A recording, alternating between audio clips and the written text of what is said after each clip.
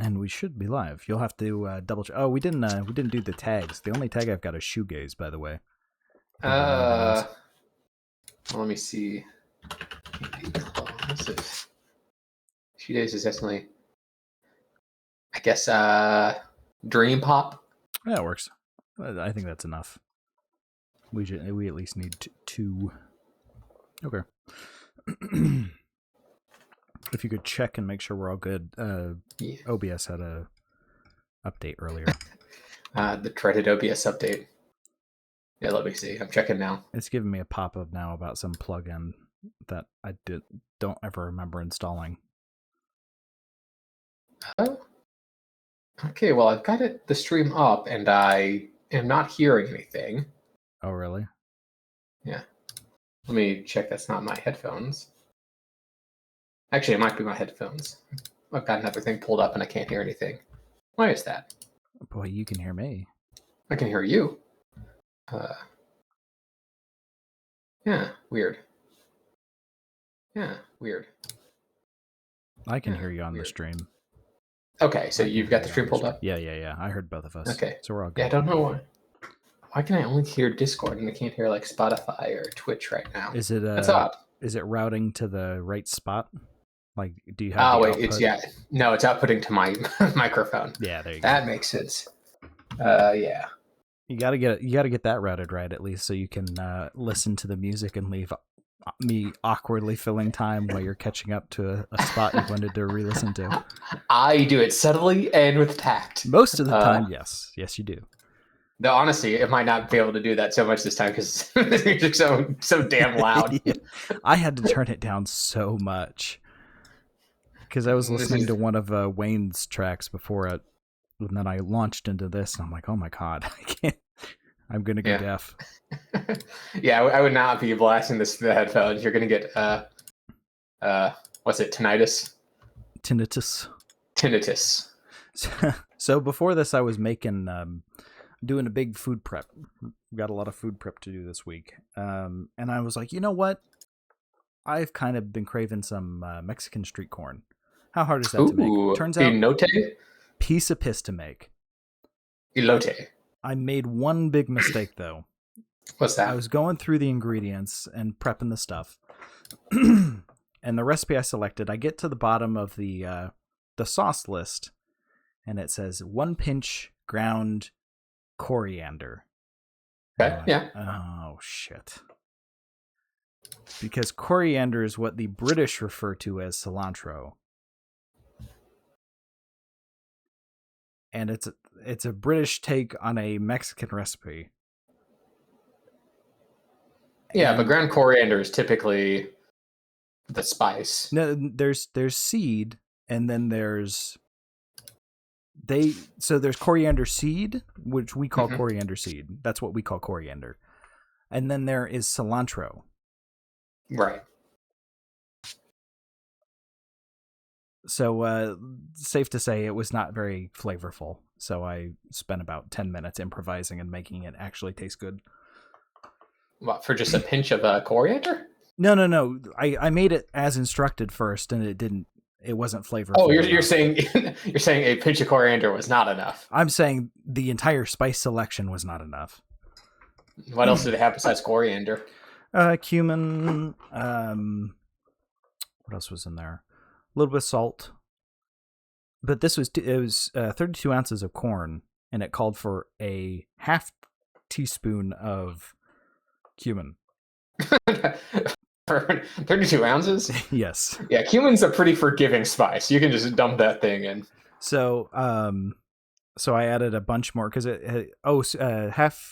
half teaspoon cumin, half teaspoon smoked paprika. Honestly, you could probably use a little bit more smoked paprika. I didn't put any more on there, but I added a little bit of cayenne as well because it just called for chili powder, and chili powder is not really spicy. So I do like some paprika. I've got Spanish style and Hungarian style. Hungarian style is like a little spicier, but also a little sweeter. It's the original. Is it? Yeah. Paprika originates from Hungary. I thought paprika was just dried jalapenos. No. Dried red bell pepper. Red bell pepper, that's it. There's What was I thinking? What's fried tasting jalapenos? history episode all about it. What's the dish? Paprikash. I can't speak Hungarian. Bless you.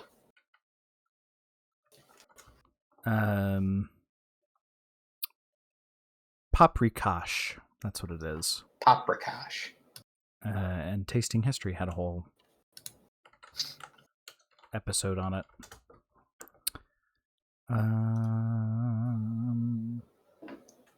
It's not pulling up the YouTube video, but here's the thing. Because it's a Eastern European dish, and that's where paprika originated.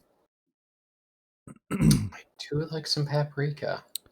I made some, I guess, little corn tortillas with some like Swiss chard filling. Mm-hmm. Good for a little bit of vegetarian meal. Quite good. And I had some of, I forget exactly what it's called. It's like that kind of crumbly Mexican cheese, queso fresco, something like that. Queso fresca? Yeah. Very good. We, the street corn called for cojita. Cojita. Which is just, it's also a fresh cheese. It's just very salty. So almost closer to feta, I'm assuming. It's kind of a similar taste. Yeah, the freesia is like a lot more crumbly, almost like mozzarella. Yeah, this much more mild. You squeeze the cojita and it falls apart into grains, almost like ground Parmesan. Mm-hmm. So. I do like cheese. I'm excited for that. Did not eat much this weekend. You didn't eat much? No. Ate at the ball game, but other than that, you didn't have a nice $9 hot dog at the ball game? Fuck, I mean, you're joking. They were fucking $9 for. No, I'm not joking. That's how much they cost. It was $9 for just a hot dog with a bun. That was it. But the ketchup's free. Yeah, you could have as much ketchup as you want. No, thankfully, I as it is, Cincinnati, I got Skyline chili dogs. Ooh, I do like some Skyline with like a cup of shredded cheddar cheese on each of them. Oh yeah, so that was enough to sustain me for that. That was the only thing aside from watermelon I had yesterday. But oh man, when I got back from fishing, I stopped by a Indian place and got some paneer, which is like also like a cheese. It's like a non-melting cheese. Mm-hmm. Oh, that put me into a coma. I was already so tired, and I just ate a bunch of cheese. I was just lying in bed, just going, "Oh!" I kept saying because I was like, I want ice cream. I didn't get it at the stadium because it was super expensive. I didn't get it at one of the gas stations on the way home because it was 10 a.m. So I'm like, I'm getting my fucking ice cream. So we went to a Culver's, and I got cheese curds as well. And having a big thing of ice cream and cheese curds, it made it a bit hard to not just like, okay, time to get in bed. I do like a good cheese curd, though. It was very good. They were very generous with the cheese curds we were given. Oh yeah, Culver's is pretty great. Yeah, it's pretty good. It's it's a meal you pay for in other ways. Yeah. Every time I walk through Culver's, I'm like, I don't go here more. And then I have a butter burger with cheese curds and a concrete mixer. I'm like, oh my god. I can literally feel like the months that just got shaved off my life. I don't think I've had a butter burger there because I had one and they put so much on the bun, it just put me off. I couldn't eat it. They're good burgers, but they are a lot. It reminds me of that fucking Whitest Kids You Know sketch, the butter bar. You know what I'm talking about? I don't think I've seen that one. That's pretty good. It's just a stick of butter. Can I have another butter bar? He's having a little heart attack. All I'm saying is that if I could go back in time and like pluck like a 9th century English peasant, into our time frame, I'd toss him into a Culver's. I mean, of all the places you could toss him, I think that'd be the one he'd be most comfortable. It's shit tons of butter and meat, not too extreme for them. Now the ice cream would blow him a fucking way, but well, that's the thing. It's just understandable enough that they get the concept of like, wow, like if I showed them a computer, they wouldn't have any idea what was happening. Right, but if I show them like a butter burger, they'll be like, "What? This is what we develop?" How quickly do you think you could get a medieval peasant obese by giving them I mean, modern food? Just really like giving them a credit card and saying, "Go wild, have as much as you want." I don't know. I think they'd probably be a little bit more lenient on it. You think? Probably just because it completely wrecked their gastrointestinal system, right? True. Yeah. They're like, if I need a vegetable, just give me a radish or something. I don't know. Modern Germans' plates are all brown. That's true. Maybe it'd be all liquid calories, all beer. Yeah. Give them some Everclear. This is what we drink. Just actually kill them. Still murder. No, you just open the time portal back and kick him in. No, it's not murder if I do it in the past. Yeah. He died a long time ago. Oh yeah, get over it. You just kick him back in before he dies, so that way it's, okay, it's legal. Yeah. Anyway, you want to get to the music? Yeah, let's do it. So hello everyone and welcome back to the Audio Shop podcast. This week we're doing Ceres and Calypso in Deep Time, or Ceres, however you want to say it, by Candy Claws. And this is a shoegaze album. Delayed a week. By popular demand. Yep, popular. Nobody asked us doing anything anymore. I forgot to upload 2 weeks in a row. Nobody even noticed. Nobody asked where we were. I didn't realize until I woke up in a cold sweat that nobody got to hear me talk about Ringo singing about fucking guys. Lost to time. But everything gets recorded now as well, which I should have done 7 fucking years ago. Oh well. Well, yeah. So a shoegaze album. Again, it's been a long time since we've done one of these. Last one was Couteau Twins, and that was, oh gosh, that was a long time ago. Oh, very long. I can't even remember. I want to say that probably was before the 5-year anniversary. Oh, 100%. Granted, there's not too many episodes after the 5-year anniversary. Look, we're going for quality over quantity. So good, we don't even upload it. so good, we're keeping that one to ourselves. I am actually pissed I lost those. I'm so upset. Those are great. Of course, it's the fucking back-to-back Living Beatles releases that get lost. The one event that's never going to happen again. We'll just review them again the next time Paul and Ringo decide to release albums within a month of each other. I don't think they've got enough time left to do that again. Both in their mid-80s, so probably not. Especially with how frequently McCartney releases shit. This was his first album in what, like 10 years? Not that long, but definitely like 5 or 6. Now, on the other hand, Ringo. I'll have another album out before the end of the year.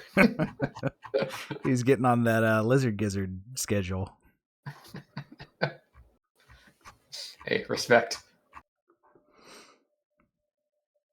Tell us about these guys, Coop.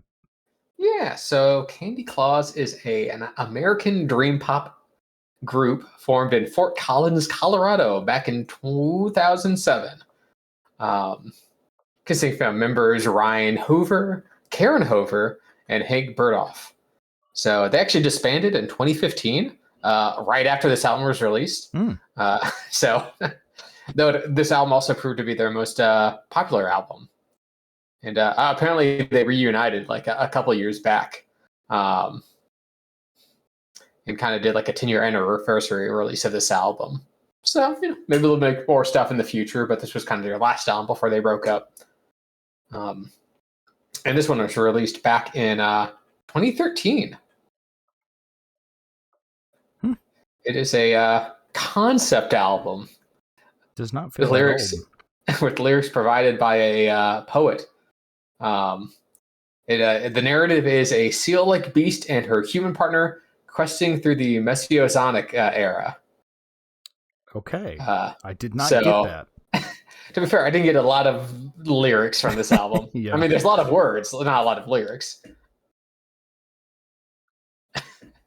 But yeah, so that's kind of the background there. So if you're ready, Sam, we can jump into it. Yeah. Yeah, we can get on with track number 1. Yes, track number 1 here. Into the Deep Time, parentheses, One Sun. And I really enjoy the cover art of this album. It kind of gave me that shoegaze vibe, you know, simple colors, just a couple selection, really, you know, encompasses the concept of shoegaze, I'd say. Yeah, which is almost like a solid wall of color. Yes, and it gets right into it with a wall of sound. Yes. It's so loud. Yeah, I mean, I guess that's the first thing off the bat. It's like, I guess there's a little slow build, but then it goes into a really blown out, like sun-soaked sound. Yes, I had to turn my speaker down. And it is going to remain there. Mm-hmm. And this is when I remembered one of the weird quirks that my brain has, that if it is too loud or too dense, my brain gives up and just makes me fall asleep. You fell asleep to this album? I did not, no, but it reminded me as my eyelids got heavy. I'm like, oh, right, that's a problem I have. Are you like hyper specific with like narcolepsy or something? I have no idea. I just remember when my dad would take me to like sports games when I was a kid, when it got really loud, when, you know, a team was doing good, I would just pass out because it was too loud. Goodness. I say kid, I'm talking even teens. Goodness, maybe you do have some sort of weird narcolepsy thing going on. I don't know, maybe. Or it's like those goats that like faint whenever they get scared. Yeah, I mean, car noises do it to me too. Goodness. Even when driving, which is a problem. That's like the worst time you want to fall asleep. Yeah, yes, it is. But yes, this is a very like loud album, very wall of sound, right? That's going to be the name of the game here, where there's a lot of instrumentation, but not a lot of distinction between instrumentation. No, and a good case of using the vocalist as a true instrument as well. I cannot discern a thing she is saying. Yes, I mean she's definitely saying something, but it's so like washed in with the rest of the instrumentation, and in very dream pop, sensibilities. It's like a very hazy vocal delivery. Yes, very breathy. Breathy. A lot of processing going on, where it's like very mixed into the mix. I quite enjoy the guitar work on this one. The filter on the sustain is very nice, even if it's a lot. Yeah, that guitar is, excuse me, is very chunky, just kind of churning away in the background. And I think there's some sort of like accordion like instrument going on in the background. I didn't hear it. That's which lets you know, it's hard to bury an accordion. Yeah, so there's a lot going on. But jumping to track 2, if you're ready, sir. Yes, track number 2, White Seal, parentheses, Shell and Spine. So this one's opens up to, I guess, a little bit of a brighter sound, less bass at least.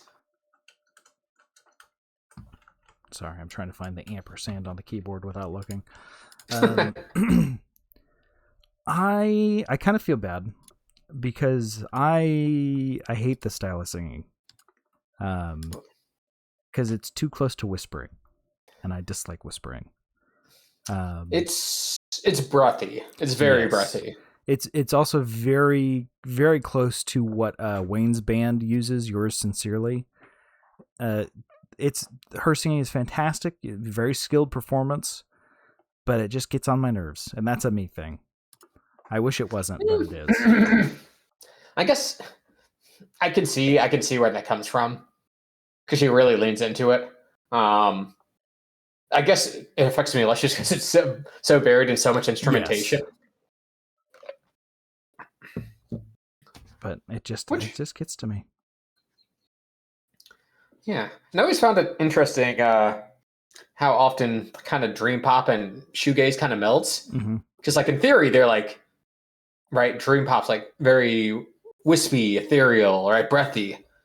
And, shoegaze is heavy, right? It's on the ground. Mm-hmm. It's like weighty.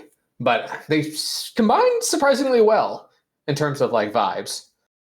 Yeah. It gives a very like otherworldly vibe. Yeah, because they still managed to like this one kind of gives a bit of a beach vibe. I felt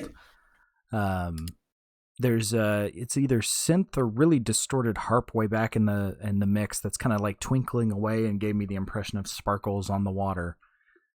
But they do a very good job of marrying that wall of sound, but not making it feel like an anvil getting dropped on your head. Yes, and I do like the guitar work on this song. Mm-hmm. Especially that little solo that happens like about halfway through. Yeah, I was not expecting a guitar solo, but it was very fun. And it kind of ends up bringing in some hard drum hits as well afterwards, which I thought might be snare rim hits, but I couldn't tell. Yeah, percussion is also buried. Again, hard to bury percussion, but they do it. Well, there's that big, like, I want to say it's some kind of wood block sound that pops in every once in a while, and since it's more bassy, it really cuts through everything because everything is quite treble loaded. Treble? There's a lot. You're trebled? I am trebled, yes. Bad joke. Thank you. We can move on to track number 3 if you're ready then. Yeah, we'll leave that awkward moment behind. I think you'd be a lot more popular with people, Sam, if you just rate their jokes in real time after they say them. To their face. That's a 4 out of 10. Ooh, that one's bad. That's a 2. Ha ha ha ha ha. 7. Yeah, I don't think that's gonna make me many friends. I'll be honest. It'd make you memorable. People wouldn't forget you. Yeah. They'd be like, "Do not tell a joke around Sam."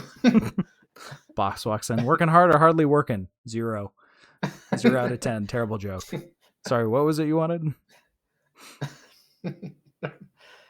What, does Sam not have a sense of humor? No, I think he has too much of a sense of humor. I have a very refined sense of humor, you know. You're like that guy who that ice cream tasting video, Yeah. Cover all 9,000 taste buds. And then you play me a track of Ringo singing about having sex with another man, and I just lose 10.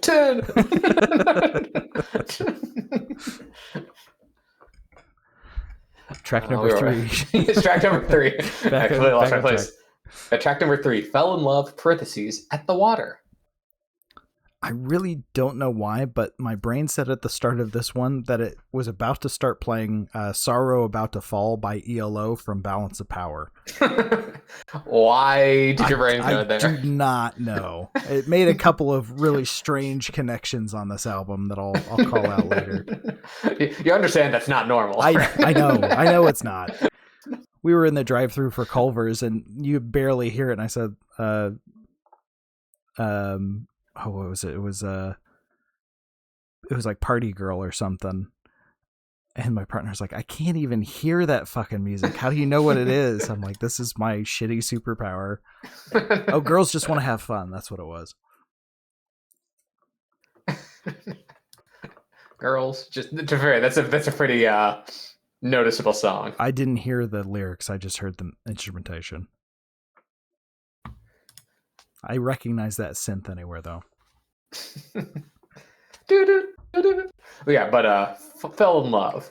I guess you could say the song has strings, some sort of strings, or some sort of orchestral vibe. Yeah, it was. This one was a weird one. I really like the addition of the male vocalist as the main leading vocalist. I was about to make a bit of a complaint because this one is a little similar to the previous. The strings that are exclusively in the left ear help to spice things up. But what really got to me on this one was that breakdown at like the 225 mark. where the audio kind of gives lo-fi / live performance feel. And it's very retro, kind of like 60s TV, I felt. There's, yeah, I agree. I hadn't really thought of it, but there is definitely a throwback vibe to this. Yeah. I would love to hear a non-shoegaze album from them, because that little snippet right there, I'm like, wow, that is some fantastic musical performance. Kind of similar vibe to Lemon Twigs, and capturing that feel of the older musical style, but making it their own and presenting it anew. But it's like a very specific, like 60s psychedelic, kind of style. They did such a good job as well of capturing that live performance sound. Because with the shoegaze tiered mixing, where some things are mixed so far back, they only have like 1 or 2 mics in those old performances. So it gave a very, very nostalgic feel. Yeah, I also really like that very reverby steel drum. Yeah. Which is basically the main instrument on this song. Yeah. It is this is where it started getting interesting, because the first two tracks are good, but they were a little kind of samey, a little bit of a style change to the track 2, but here's where it's like, okay, we're in for some interesting stuff. Yes. We can move on to track number 4 if you're ready, Sam. Yes, sir. Yes, track number 4, Pangea Girls, parentheses, Magic Feeling. Which, this one starts real in your face. Yes. I really like whatever that main guitar lick kind of is. It kind of, the wall of sound kind of drops away, and it goes into a bit more of a groove, and I really like it. Like, again, they could make a fantastic non-shoegaze album. Yeah, there's like this one's probably the most like catchy of the songs, which is kind of hard to do with a shoegaze song, right? Because usually, it's so hard to grab onto something. But yeah, that main like guitar chords, like this really chunky bass that's going through. It's almost got like there's like this kind of like beach rock vibe to it. Yeah, a little bit. And I was kind of surprised the further we got into this album, I feel like we started kind of leaving shoegaze behind. It was definitely getting more dream pop, or I don't even know what genre to, but it was much, there wasn't much wall of sound. Yes. I mean, still heavy. Yes, still very heavy, but it doesn't suddenly turn into Bob Dylan, but no. No, they didn't start listing things that old people would remember from days gone by for 17 minutes and call it a song. But I really like the instrumentation on this song. Yeah. I know there's like moments of like, where it kind of the bass drops out, lets the like synths shine. Like I said, I really like the, I guess, chorus. It's very bright, very feel good. I don't know, got a heavenly vibe to it. I didn't put a time on this, but there was a little bit where everything kind of fell away, and there was the grand piano to kind of converting almost to a bit synth sound in the breakdown was really cool, because it stopped just short of like going too far with the bit synth to not work with like the strings and other instruments, because there's not much very traditional instruments on this, not too much electronic sound, very old school. And even the electronic sounds, like the synths are very produced to have a very I guess throwback feel. Yeah, they're trying to keep to an era, if you will, which I mean, I guess makes kind of sense with the theme of the album of going back in time, back to Pangea, the 60s. Yeah, I was about to say. Before written history. When the Beatles first crawled from the ooze that humanity was birthed from. I quite like this one. Yeah, that's quite good. Jump into track 5 if you're ready. Yes, track number 5, New Forest, parentheses, 5 Heads of the Sun. I couldn't help seeing that and think 5 head. I mean, it's right there in the title. It's right there. Uh, this also continues the throwback vibe. Obviously, bass still taking a very prominent role in this song. Mm-hmm. It's very bright. They do I thought they did quite a good job of naming the songs what they sound like. This does sound like a New Forest, very bright, cheery, new growth forest rather than old growth forest, Ooh, I like that. Like very, very light green. Mm-hmm. Exactly. That light green. It had a light green feel to it. Yeah. And there's a nice forward focus kind of the snare, because you were talking before about how they hide the percussion away, but the snare comes quite to the front on this one, which I enjoyed a lot. And there's some weird chimey instrument, which I could not place because while it is less shoegazy than the start, it is still shoegaze. Yes. But all of that kind of helps give you something to grapple with while climbing the wall of sound, little handholds. Yes. And I definitely like how the song breaks down in the back half. Just this is a good one. Yeah. Got a lot of vibes, a lot of feelings. A whole lot of feelings. Jumping to track 6 if you're ready, sir. Yes, track number 6, Transitional Bird, parentheses, Clever Girl. Which I guess is a little bit more ethereal, a little lighter. Likely a reference to Jurassic Park as well. With the title. Dinosaurs. The Ice Age. The 60s. Many people don't know this, but the Beatles and dinosaurs was actually alive for a very, very period. There's a slight crossover. Yeah. Some still walk the earth today. But the Beatles? No, named Bob Dylan. Oh. Dinosaurs. There's whatever, it's like it's some kind of drum. I put cowbell. It's definitely not a cowbell because we hear it more clearly at the end of the song. But there's like a really blown out second hit on a drum, and that was not doing it for me. Oh yeah, this song is blown out. Like this is like getting crunched. And I don't know. There's like this very ever-present keyboard in the background that also somehow washes out like the guitar and the drums as well. I mean, I don't know. This to me, this one felt the least wall of sound so far. Because you got that main synth theme around the 1 minute mark that is just really nice. And then you have the main guitar as the driving force, but then, it drops off to that fun synth chord progression. It's a nice song. I really enjoy the variety in it. Yeah, I mean, I guess it just lightened up a little bit towards the end. I also don't like that like, I don't even know how to describe the noise. I thought it was a cowbell, but it must be like a steel drum or something. It can't be a cowbell. It's like the only thing I can equate it to is like being in a giant metal tube and you toss like a rubber ball to the other side. I'm assuming that's not what they did, but no, they really blow out the second note of it as well. Jump into track 7 if you're ready. Yes, track number 7, Charade, Fern Prairie, parentheses, Fern Prairie. Which starts with a... go lay an egg. The song starts out with a very blown out, I'm pretty sure it's like a hurdy-gurdy. Oh, was it?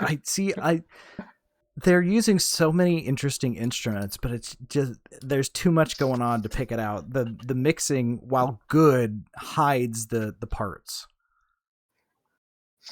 Yeah, I'm like 70% sure it's a hurdy-gurdy. Okay, because there's I thought it was some kind of woodwind-esque instrument going on, but hurdy-gurdy fits the bill for that. But yeah, the production really blows it out as well. Underutilized in modern music. I'd say doesn't need to be utilized more. What? People use the accordion more. I don't know. The hurdy-gurdy is like very distinct. Yeah, accordion's very distinct. I mean, I guess I equate almost more with like the bagpipe than the accordion. The bagpipes are also underutilized in modern music. Ugh. I think they're utilized the correct amount. I grew up on Weird Al, so that has flavored my musical tastes for all my life. Even Weird Al doesn't use accordion or bagpipes. I was gonna say his like He main uses instrument is accordion. But I started on the weird. I need something weirder, you know? Mm-hmm. I need a stronger drug. Oh, Accordion's not weird enough for me. Give me bagpipes. Bagpipes is your black tar heroin. Exactly, yeah. Goodness. Yeah, no. This one maybe a little spooky vibes. Yeah, very dark sounding. But it just transitioned to a lighter sound. Even if it has almost like a bit of a haunted carnival like vibe going on. Yeah, it was for being titled Fern Prairie, it definitely felt more spooky forest. But like a fun spooky forest. Like Luigi's Mansion spooky forest. Yeah. Not you're immediately gonna die spooky forest. It's like a spooky forest where it's one of those like dark rides. Yeah. You know, like an amusement park where you get to the end, they go, like an animatronic goes, whew, glad we made it out of there, thanks to you. You're like, I did something. One of those. Very specific vibe. Yeah. I'll be honest, the midpoint was I tabbed out and watched the new Guns with Wizards Gun video, and I needed a break. That is fair. I'm enjoying this album more in bits as we talk about them. Yes. Listening to it all at once is a little much. It's a lot.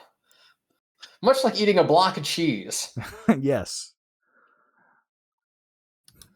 The block of cheese is eaten one bite at a time. Yes. But hopefully not all in one sitting. Yeah. 64 slices of American cheese. That's a Simpsons joke. Yes. Moving on. Track number 8. Yes. If you're ready. Yes, track number 8, Fallen Tree Bridge, parentheses, Brave Rainbow Rider. I was not expecting a Western. It's kind of not like a old-fashioned like slow Western. It's more of like a I don't know. I shot the sheriff Western. Yeah. Johnny Depp playing a Native American Western. Well, we don't talk about the Lone Ranger. But the cuts, because like they were continuing to do what they had been doing for the previous few songs of cutting between wall of sound and song, and that really does not work as well here.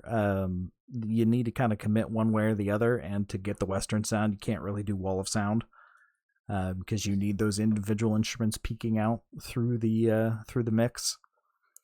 Because it never really felt full. It felt lacking whenever they cut away from the wall of sound type bits. I guess just can't they just have some guitar and a little percussion? Yeah. Yeah, you can have a little bit of each, guys. Yeah. They cut too much back during the open segments. It is interesting though when you have open segments, like it's like coming up for air. Yeah. And then there was that hard cut at the end, which was rough. Like at least there was a little bit of blank space before rolling to the next track, but that was a hard cut. Yeah, it's I wrote in the notes for this song that this album is like it's like a 4,000 calorie sundae. And like I've been talking about like all the sprinkles, the nuts, the cherry, the whipped cream, the banana, right? It's just like it's so much. Yeah. And you've still got 3 scoops of ice cream left to go. It's like, yes, I am not as hungry for this as when I started. Moving on then to track number 9, if you're ready, Sam. Yes, sir. Birth of a Flower, parentheses, sea green. Birth of the Flower. Sorry, Birth of the Flower. Thank you. because this is a time travel thing. So this might be the first flower. Ooh. But again, they're very good at naming these songs. This feels very spring-like, very light. Yes. And I mean, it does literally start light. Mm-hmm. It's like probably the lightest part of the album. There's like a little percussion, a little keyboard. And then I don't know if you picked up on this, Cooper, but at 2:15, this sounds so much like To Binge from Plastic Beach by the Gorillaz. You said 2:15? Give me 1 second. On this track. And then listen to Binge by the Gorillaz. And it is... Oh, that is... Yeah, the guitar line is incredibly similar. I don't know why I'm like this, but How do you do that? I don't know. I've listened to it like a lot of Plastic Beach. I don't know why I'm like this. My brain it's the same instrumentation as what it is. But I think part of it is these last 4 tracks, I had to stop and start and come back to multiple times. And you had to walk away, you had to take a break. I would start listening to it and start typing, and then I would pull my phone out. I'm like, I can't do it. So I'd have to jump back in. But yeah, very, very similar to Binge, it's hilarious because I always skip that song on Plastic Beach. Yeah, it's one of the weaker songs on the album. Especially if you're listening to headphones with the whispering directly into your eardrums, but it's the same. Yeah, it's I didn't notice that on my listen, but yeah. And it's still got a nice vibe. Yeah, I have no further notes because that was all I could think about for the rest of the song. I have in my notes that it's almost Miracle Musical-esque. Would you agree, Sam? A little bit. I was just thinking about To Binge. Yeah, I was about to say it's closer to that actually. The only time I ever think about Miracle Musical is whenever the last minute is just a completely different song. Oh. How about we get to track number 10 if you're ready, Sam? Yes, sir. Track number 10, Illusion, parentheses, Fern Lake. Which starts very chunky. Yeah, this one kind of has a style. I was trying to put my finger on what style this is, and I couldn't figure it out. It kind of had a 3/4 feel despite being 4/4. Because I was like, maybe that's usually when I feel something's up, I'm like, this is in some strange time signature, but I know it's like guitar and glockenspiel. Yeah, I don't know. There's some specific vibe that I have a word for, but I couldn't put my finger on it. Maybe it's like one of those German words that doesn't have like a direct English translation. Yeah. But this one is kind of a quick flash in the pan. It's not the shortest song on the album, but it's not quite Wall of Sound. I mean, I would definitely say it's Wall of Sound. That bass is thick. Yeah, I don't know. I just keep comparing it back to the start of the album, and maybe I've just become desensitized to it by this point. But it's still got that heavy vocal filtering, and there's the nicest bass sax line throughout the whole thing, and it is beautiful. Excuse me. Yeah. Now this really is a hodgepodge. I guess the whole album is a bit of a kitchen sink. Yeah, with instrumentally and just maximalist. I am quite glad about that, because the jumping to different styles and stuff would, if they didn't do that, this would just be impossible to listen to at once. Yes. Jump into track 11 if you're ready, Coop. Yes, track number 11, Night Ella, parentheses, Mystic Thing. If I can get the parentheses right. Very trippy intro that backtracked instantly for 2 minutes. Yes. Yes. It's like this ghostly synth before there's like distorted reversed sounds and heavy 808 beats. And then they're very just like, interesting combo. That was too much. Sorry, I'm just going to go stand in the corner for a couple minutes and then do it again. Yeah. It starts off very odd. But just lighten up.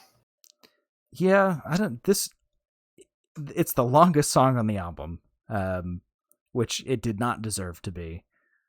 It hits that Wall of Sound vibe, but it feels very repetitive and very empty despite that. Yeah. It's I guess I do like how the 808s and the vocals kind of coalesce at the end of the song. Yeah, like, but at the end of 5 minutes, it's like you need to commit. It pulls the classic shoegaze thing of, it walked up to a girl and tried to introduce itself and came off a little too strong, so it just went and stood in the corner and talked to itself for 2 minutes, and then it came back and tried again. It's very specific. And if they had just committed at the first, you were actually into it. But the fact that they left and came back, you're not into it anymore. Even though it was able to recognize the song that was playing, even though it's really far away. Hey, hold on. Where are you drawing these? Where are you drawing these parallels here? This glockenspiel is actually also found in Jeff Lynne's Balance of Power, track 4, minute 32. No, I don't have as much to say on this song. She didn't appreciate my playlist of all the original Daft Punk songs before they were sampled that are nearly identical to the sampled songs. Everyone just kept asking me when I was going to play Daft Punk.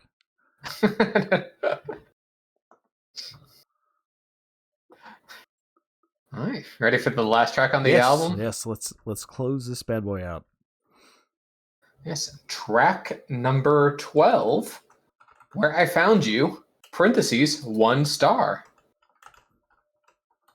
It's kind of nice of them to leave a rating of their own album at the end here. Okay, that's mean. It is mean. That very much returns to... 5. That's a good callback. Yes, you got to do it one more time. Comedy comes in threes. But yeah, very much a return to the dreamy noise sound. Yes. Which I think makes sense for the end of the album. And is this I couldn't put my finger on it. Is this the theme from the first track again, or the second track? It feels close to it. It's very similar. So nice little wrapping up a bow. Yeah. Decent enough ender. It gets some bonus points for the brass. I would have preferred French horns to the trumpets, but that's personal taste. I'm just a sucker I like for the trumpets horns. on the ending. Yeah. Also, what's one more instrument among friends on this album? Exactly. They were just missing, there was no theremin. I think they could have snuck some theremin in there. That's very shoegaze. That is very shoegaze. They want to break from the mold. Keep you on your toes. Yeah, it's a nice ender. Kind of takes us all the way back to the beginning, which fits for Where I Found You. Yeah, but that's the end of the album. That's the album. So, what would you say your favorite track is on this album, then, Coop? I'd have to give that to Pangea Girls, Magic Feelings. Very much like that track. Snappy, good vocals. I like the production on it. Obviously, still very wall of sound, but it's still got some catchy elements to it and some great guitar playing. Yeah. Very bright, sunny feel. I'm a big fan. What about you, Sam?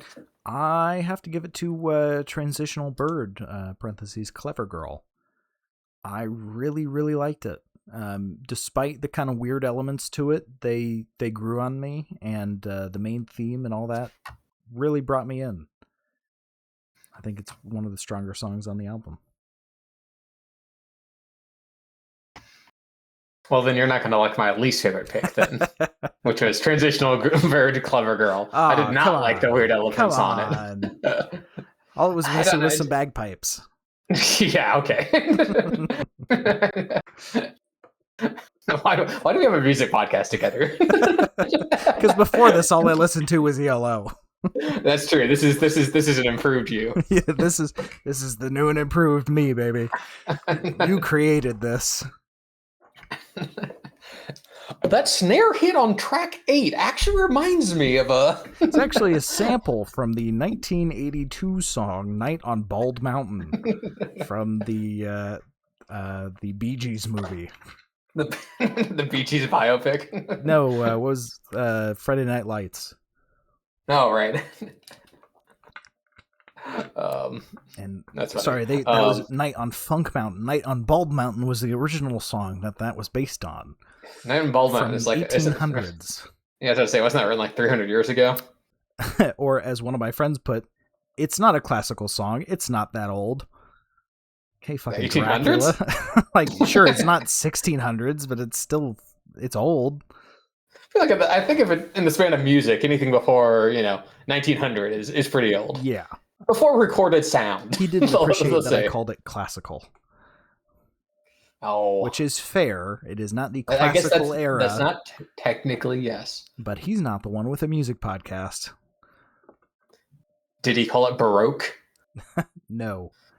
Did you ball your fist and say, "Well, I'm going to break something if you keep talking to me"? Why I oughta? Bing pow straight to the moon. No, it's a little hard to threaten physical force over Discord. Yeah, that's fair. And especially over a night on Bald Mountain. Yes. Doesn't quite raise the blood. No. But that was the basis of your favorite song from Justice, Stress. That is true. Night on Funk Mountain. And Stress song is stressful. But my least favorite track is, I gotta say, Night Ella, parentheses, Mystic Thing.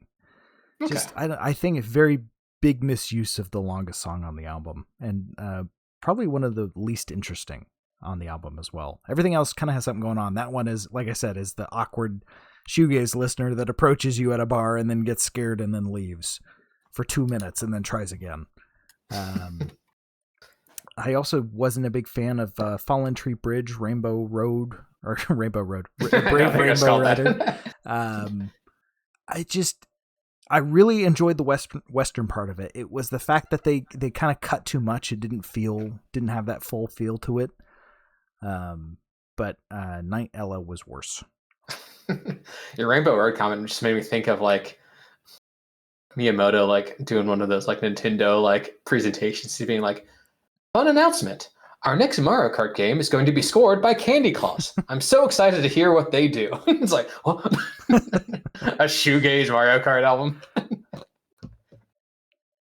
That would be interesting, especially since a lot of people really like the Mario Kart music. Yes. Hard to race to. Better than Couteau Twins, I guess. Can you imagine trying to race to Cherry Colored Funk? I run to Cherry Colored Funk. You run to Cherry Colored... I fall asleep to Cherry Colored Funk.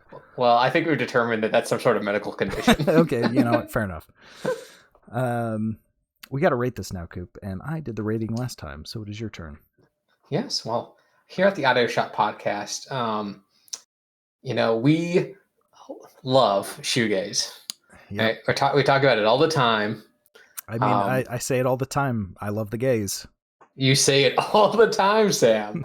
I'm like, okay, well, we'll review one. Stop begging. Yeah, and we actually were around when the first shoegaze album came out. Mm-hmm. I believe it was, what was it, the late 1960s? Yeah, something like that. And obviously, production was starting to get a little bit more experimental. Somebody left the mic on while they dropped an orchestra down the stairs. Yeah. You know that thing when you put like a mic next to the speaker and like the feedback like just like kind of reverbs. I said we can sell this, and 40 years later, I was correct. But they tried to execute you on the spot that day. Yes, I had to flee the country. But what's that got to do with cars, Cooper? And I fled in the car there. Okay. They're not all going to be winners. Okay. Better than we've done like 160 of these. Running out of car themed jokes. But yeah, so we on the rating system, for the tip top, we give it a showroom. That's the best of the best. The you want to show it to everyone kind of rating. Then all the way at the bottom, we've got the scrapyard, which is the ooh yuck bottom of the barrel. Keep it away from me. Then we got like a like new, fixer upper, used rental in between. And we'll give it like a high or low depending on our mood for the day. So with all that being said, Sam, what would you rate Ceres and Calypso in the Deep Time by Candy Claus? I think I'll give this like a low to mid like new. I think it's quite good. Of shoegaze, I really like everywhere they go with it. You know, it's not just copy paste formula. It's like, okay, this one's gonna sound like this. We're gonna try Western sound. You know, might not always hit, but I really like the kind of not necessarily genre hopping, but just style hopping. They go all over the place. They try everything. And I think that helps this a lot. It keeps it very fresh. I do not recommend listening to this all at once. That is a terrible idea. This is not an album experience. These songs can be listened to in order, yes, but I would definitely take some breaks or have it on in the background while you're doing something rather than trying to sit and analyze it because you might fall asleep. Or that might just be a medical thing that I should probably talk to my doctor about, but who knows? What would you rate this album, Coop? I'd probably actually give it like a high fixer-upper. Oh, wow, I was okay. I wasn't expecting to like rate lower than you. Goodness, how the tides turn. But yeah, I think it really does come down to the album experience. I think in chunks, it's fine. There's some fun production, a lot of interesting instrumentation going on. But like sitting down just listening through it is like kind of exhausting. It is. If I'm being quite honest. Which I know is a consequence of the genre of music. No. But when something's in your face all the time, it starts to kind of lose its appeal. So I was right on the edge of like giving it a low like new. Because it does do interesting things. And there's a lot of good stuff in there. It's just, I think, as an album as a whole, it's got some flaws. That's that kind of come with the genre. Still, I think an interesting listen. Yeah, I think if maybe I had a little less sleep and I hadn't had a nice big thing of ice cream today, I'd be in a worse mood and give it a fixer-upper as well. This is basically like a sensory deprivation chamber for you. You're just like floating away. Yeah. But yeah, that's the album. Now we're gonna roll on over to the spare tire, which is just whatever else we've been listening to. I've just been listening to Alive 2007, which I just learned was recorded at Coachella. Oh, interesting. Somebody found footage from the performance. It was lost, or it never released for years and years.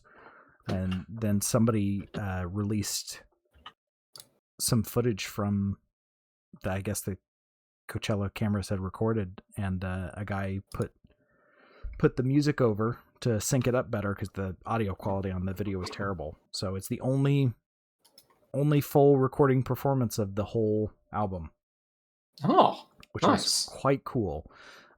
Little infuriating at times because it was not intended for public release, that the camera is just kind of doing whatever the hell it wants.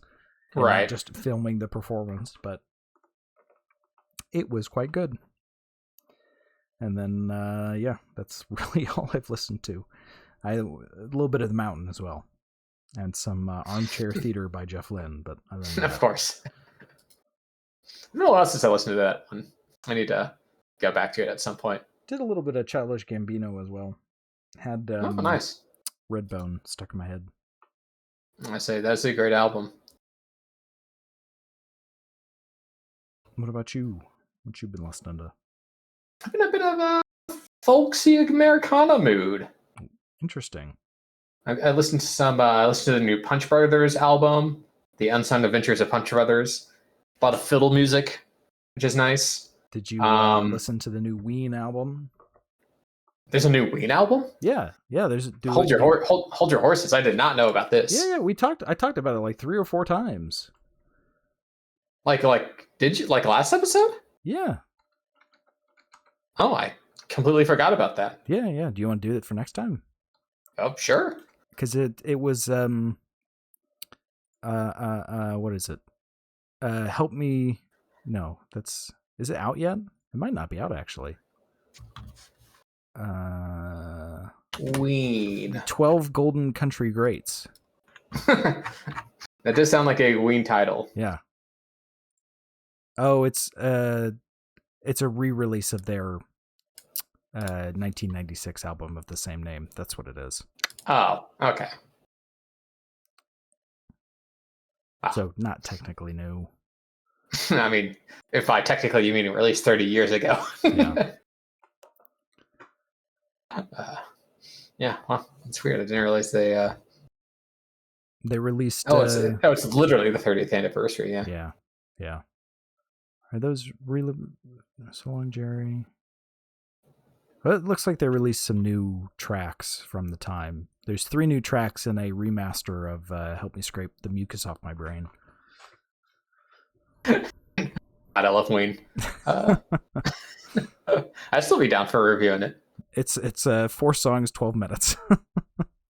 Of course. I guess we can do the original and tack on the extra tracks. But that was misleading.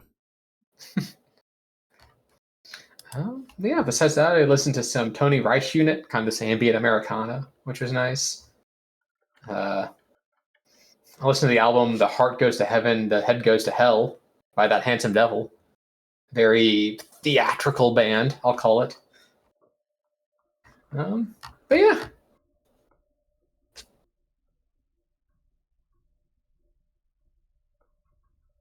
Exciting stuff. Exciting stuff. Well, I think that's it. Yeah, that's all we've got.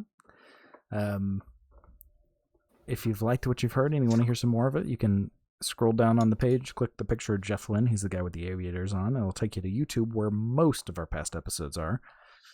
And if you're listening on YouTube and you want to catch us live, there's a link in the description that'll take you to Twitch, where, occasionally we're live, 8 p.m. Eastern. We should be this next week, Cooper. Next Sunday? Yeah, I should be able to. Hey, 2 in a row. That'll be a first. And we also have a Blue Sky. Yes, you can follow us at Audio Shop Pod. That's POD at Blue Sky. We'll let you know what we're listening to and when we're listening to it. But that is all we have for you this week. We will see you next time. See you later, shoppies. See ya.